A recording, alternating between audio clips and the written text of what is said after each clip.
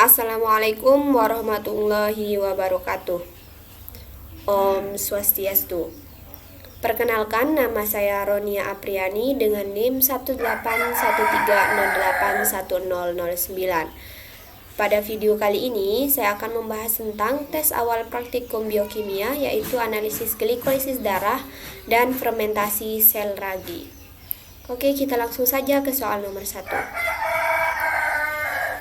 Soal nomor 1, pada percobaan ini memiliki tujuan untuk mengamati proses glikolisis di dalam sel ragi dan sel darah merah dan mengamati pengaruh inhibitor seperti fluorida dan arsena terhadap proses glikolisis. Apa yang dimaksud dengan proses glikolisis? Apa perbedaan glikolisis pada sel ragi dengan yang terjadi pada sel darah manusia? Jawabannya, glikolisis adalah pemecahan D-glukosa yang dioksidasi menjadi pirufat yang kemudian dapat direduksi menjadi laktat. Perbedaan glikolisis sel ragi dengan glikolisis sel darah merah yaitu produk yang dihasilkan. Pada sel ragi, hasil akhir proses glikolisis adalah etanol dan CO2, sedangkan pada manusia dan hewan, hasil akhir proses glikolisis anaerob adalah asam laktat. Soal nomor 2, glikolisis merupakan metabolisme. Jelaskan pembagian metabolisme ditinjau dari substrat makromolekul dalam tubuh manusia. Baik, yang pertama adalah metabolisme karbohidrat, mencakup penguraian atau katabolisme, sintesis atau anabolisme, dan perubahan bentuk karbohidrat dalam tubuh organisme. Bentuk karbohidrat yaitu glukosa akan diurai menjadi senyawa gula sederhana yaitu monosakarida. Kemudian yang kedua yaitu metabolisme lemak, adalah proses di mana asam lemak akan dicerna kemudian dipecahkan untuk menghasilkan energi atau disimpan di dalam tubuh sebagai cadangan energi. Proses metabolisme lemak terjadi di dalam usus dan dibantu oleh enzim lipase yang terkandung di dalam usus. Kemudian yang ketiga adalah metabolisme protein, merupakan proses kimia dan fisik yang mencakup pada perubahan atau anabolisme protein menjadi asam amino dan penguraian atau katabolisme asam amino pada protein. Kemudian yang terakhir adalah metabolisme asam nukleat, meliputi formasi polimerisasi dari nukleotida menjadi struktur makromolekul seperti DNA dan RNA. Modifikasi selanjutnya dari makromolekul dan katabolisme dan ekskresinya.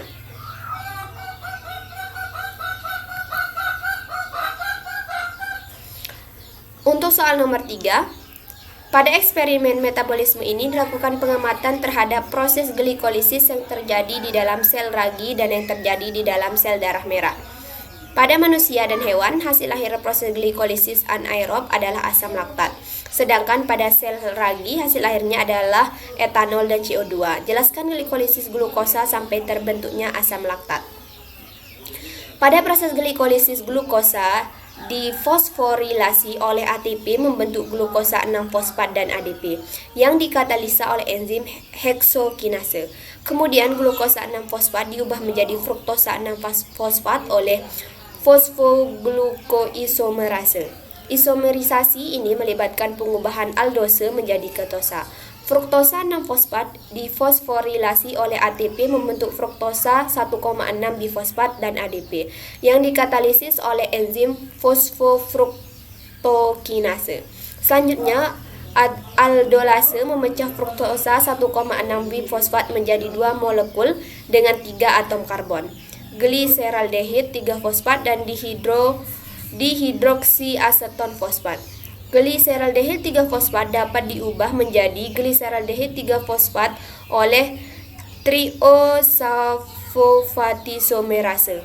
Gliseraldehid 3 fosfat diubah menjadi 1,3 bisfosfogliserat yang dikatalisis oleh gliseraldehid 3 fosfat dihidrogenase dengan menggunakan fosfat anorganik dan NADH+.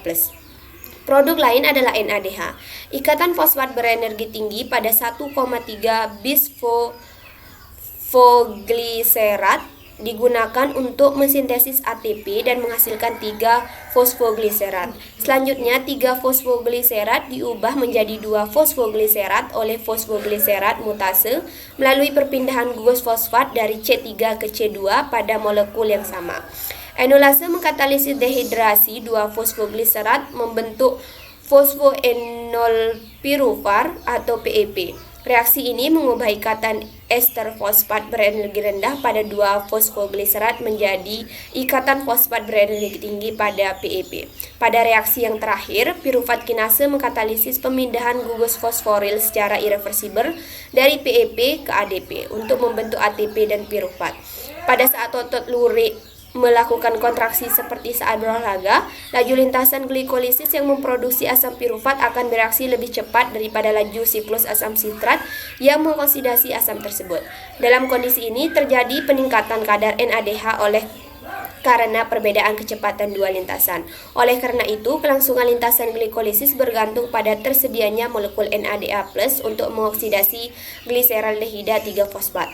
Akumulasi asam pirufat dan NADH akan dikatalisis oleh enzim dihidrogenase laktat dalam reaksi redoks yang mengoksidasi NADH menjadi NAD+,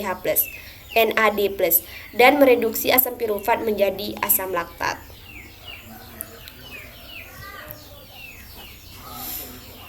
Oke, untuk soal nomor 4. Tentukan jumlah energi dalam bentuk ATP pada proses pemecahan gula sampai terbentuknya fermentasi alkohol. Jadi jawabannya, pada proses glikolisis sampai terbentuknya pirufat akan menghasilkan 2 ATP dan 2 NADH. Kemudian pengubahan pirufat menjadi etanol memerlukan 2 NADH, di mana 1 NADH sama dengan 3 ATP, sehingga secara keseluruhan ATP yang terbentuk yaitu 8 ATP. Soal nomor 5.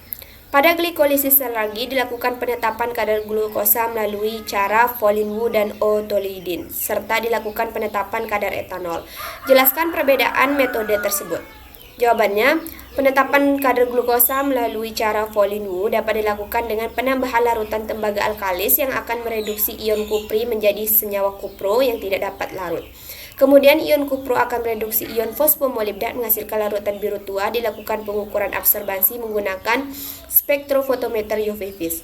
Sedangkan penetapan kadar glukosa dengan cara otolidin, yaitu mereaksikan larutan sel ragi ke dalam asam asetat yang panas sehingga dapat dibentuk senyawa yang berwarna hijau, dan warna tersebut akan dilakukan pengukuran absorbansi menggunakan spektrofotometer UV vis dengan panjang gelombang 625 nanometer.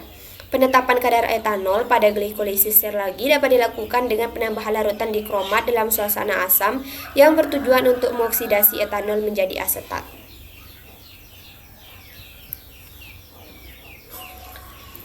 Kemudian untuk soal nomor 6, jelaskan cara perhitungan penentuan kadar etanol yang dihasilkan dari reaksi glikolisis sel ragi. Jawabannya, perhitungan penetapan kadar etanol yang dihasilkan dari reaksi glikolisis sel ragi dapat dihitung dengan menggunakan persamaan sebagai berikut. Kadar etanol sama dengan absorbansi blanko dikurangi dengan absorbansi uji dibagi absorbansi standar dikurangi absorbansi uji dikali 0,5 dikali 0,5 per 100 dikali 100 per 0,5 dikali 100 per 0,5 gram per dl. Selanjutnya untuk nomor 7, jelaskan langkah-langkah cara membuat larutan buffer KRP 0,1 m Krebs-Ringer fosfat buffer pH 7,2 sampai 7,4. Jadi jawabannya, KRP buffer dibuat dengan yang pertama NaCl 1,5 m, yaitu sebanyak 87,66 gram NaCl dimasukkan dalam 1 liter Aquades. Kemudian buffer fosfat pH 7,4.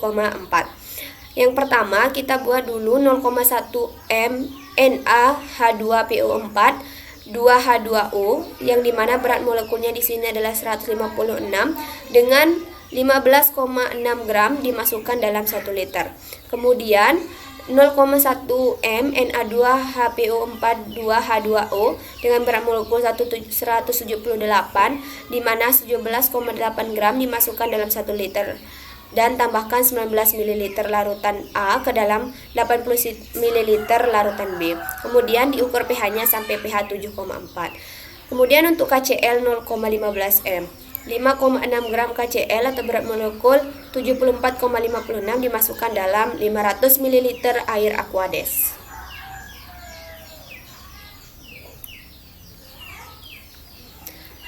Untuk soal nomor 8, pada langkah kerja glikolisis sel ragi dibutuhkan sebanyak 4 buah Erlenmeyer disiapkan dan diberikan tanda 1, 2, dan 3. Erlenmeyer 1 digunakan sebagai kontrol positif, Erlenmeyer 2 digunakan sebagai kontrol negatif, dan Erlenmeyer 3 digunakan untuk melihat pengaruh inhibitor. Jelaskan fungsi masing-masing alat-alat yang digunakan. Jawabannya, Erlenmeyer digunakan sebagai wadah campuran yang akan diamati. Untuk Erlenmeyer 1 sebagai kontrol positif, yang mana pada campuran ini akan ditetapkan untuk mendapatkan hasil yang positif atau sesuai dengan hasil yang diharapkan. Sedangkan pada Erlenmeyer 2 sebagai kontrol negatif, yang mana campuran ini ditetapkan untuk menyebabkan hasil yang negatif. Pada Erlenmeyer 3 untuk melihat pengaruh inhibitor, yang mana campuran ini digunakan untuk mengamati bagaimana pengaruh inhibitor terhadap percobaan glikolisis sel ragi. Untuk soal nomor 9, dalam percobaan ada tahap campuran yang telah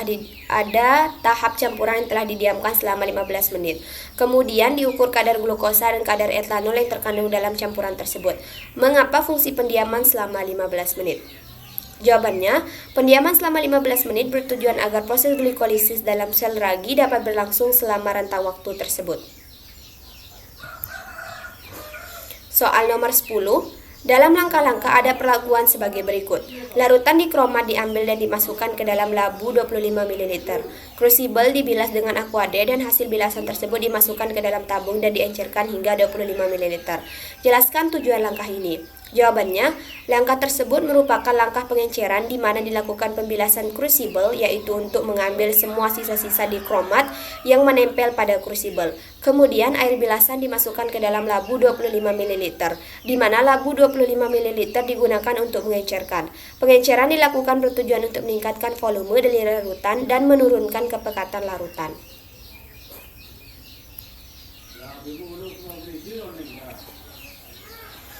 Soal nomor 11. Mengapa pada proses glikolisis di alam sel darah merah dihasilkan laktat dan bukan pirufat? Jelaskan jawaban saudara. Jawabannya adalah karena pada proses glikolisis di dalam sel darah terjadi glikolisis anaerob atau ketika kondisi oksigen tidak mencukupi untuk menjalani proses aerob sehingga dihasilkannya asam laktat. Apabila terjadi glikolisis aerob, maka yang dihasilkan yaitu asam pirufat.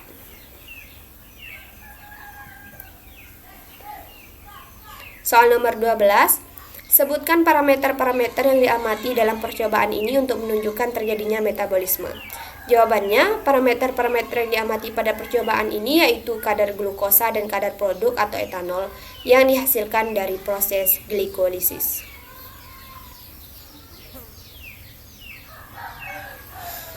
Soal nomor 13, jelaskan mekanisme kerja fluorida dan arsenat dalam menghambat glikolisis. Jawabannya, penambahan fluorida bekerja dengan cara ion fluorida menginhibisi enolase, enzim yang membutuhkan ion magnesium dengan cara membentuk kompleks molekul antara fosfat inorganik membentuk magnesium fosfat. Penambahan arsenat akan menghambat glikolisis dengan membentuk 1 arseno 3 fosfogliserat oleh enzim gliseraldehida 3 fosfat dihidrogenase sehingga menginterferensi pembentukan ATP pada tingkat substrat. Pada langkah tersebut yang terjadi seharusnya yaitu gliseraldehid 3 fosfat menjadi 1,3 difosfogliserat, namun yang terjadi yaitu 1 arseno 3 fosfogliserat.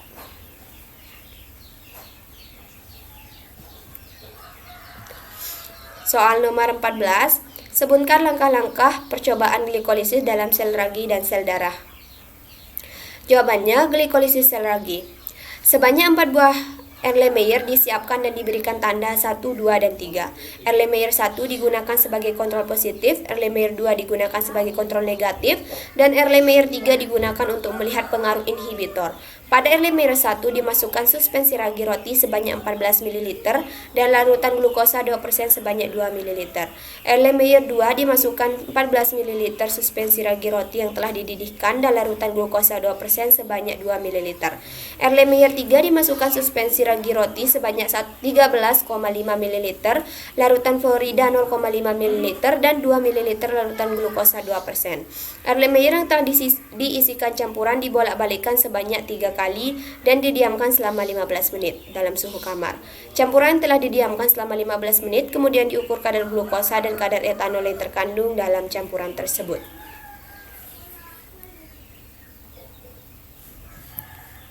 Kemudian untuk glikolisis sel darah merah, sebanyak 4 tabung reaksi disiapkan yang diberi tanda tabung 1, 2, 3, dan 4. Dalam hal ini, tabung 1 digunakan sebagai kontrol positif, tabung 2 sebagai kontrol negatif, tabung 3 sebagai pengaruh inhibitor fluorida, dan tabung 4 sebagai pengaruh inhibitor arsenat.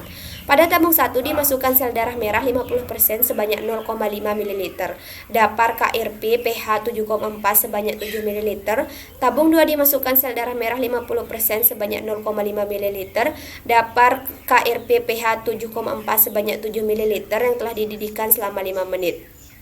Tabung 3 dimasukkan sel darah merah 50% sebanyak 0,5 ml, dapar KRP pH 7,4 sebanyak 6,5 ml, dan tabung 4 dimasukkan sel darah merah 50% sebanyak 0,5 ml, dan dapar KRP pH 7,4 sebanyak 6,5 ml. Setelah bercampur didiamkan hingga terbentuk suspensi. Setelah terbentuk suspensi, tabung 3 ditambahkan sebanyak 0,5 ml larutan fluorida. Tabung 4 ditambahkan larutan arsenat 0,5 ml, dan keempat tabung reaksi ditambahkan dengan 1 ml larutan glukosa 0,5%. Campuran yang terbentuk dikeram dalam penangas air selama 30 menit dan dilakukan pengujian kadar glukosa pada keempat tabung dengan menggunakan metode Volin-Wu yang sebelumnya filtrat yang dihasilkan dibebaskan dari protein. Filtrat yang bebas dari protein dapat dibuat dengan Aquades yang dimasukkan ke dalam labu Erlenmeyer dan ditambahkan suspensi sel darah merah dan labu digoyangkan secara perlahan. Campuran ditambahkan dengan larutan Na tungstat 10% dan H2SO4 2/3N secara perlahan dengan labu yang digoyangkan secara perlahan. Labu Erlenmeyer ditutup dan diamkan selama 10 menit sehingga larutan berwarna coklat. Larutan disaring dan filtrat yang dihasilkan ditampung untuk dilakukan pengujian kadar glukosa dengan cara Volin-Wu. Kemudian soal yang terakhir yaitu jelaskan perbedaan antara glikolisis yang terjadi di dalam sel ragi dan dalam hal produk yang terbentuk dan enzim yang berperan. Jawabannya, glikolisis dalam sel ragi. Produk yang dihasilkan yaitu etanol dan CO2. Pada proses ini, enzim yang berperan yaitu enzim pirufat dekarboksilase yang berfungsi mendekarboksilasi asam pirufat hasil glikolisis menjadi asetaldehid. Kemudian dengan adanya hidrogen terjadi pengurangan asetaldehida dengan enzim alkohol dehidrogenasi untuk membentuk etanol atau etil alkohol. Kemudian untuk glikolisis sel darah merah, produk yang dihasilkan yaitu asam laktat dan enzim yang berperan yaitu enzim dihidrogenase laktat. Baik, terima kasih. Sekian pembahasan tes awal praktikum biokimia untuk glikolisis darah. Saya ucapkan terima kasih banyak. Wassalamualaikum warahmatullahi wabarakatuh. Sampai jumpa.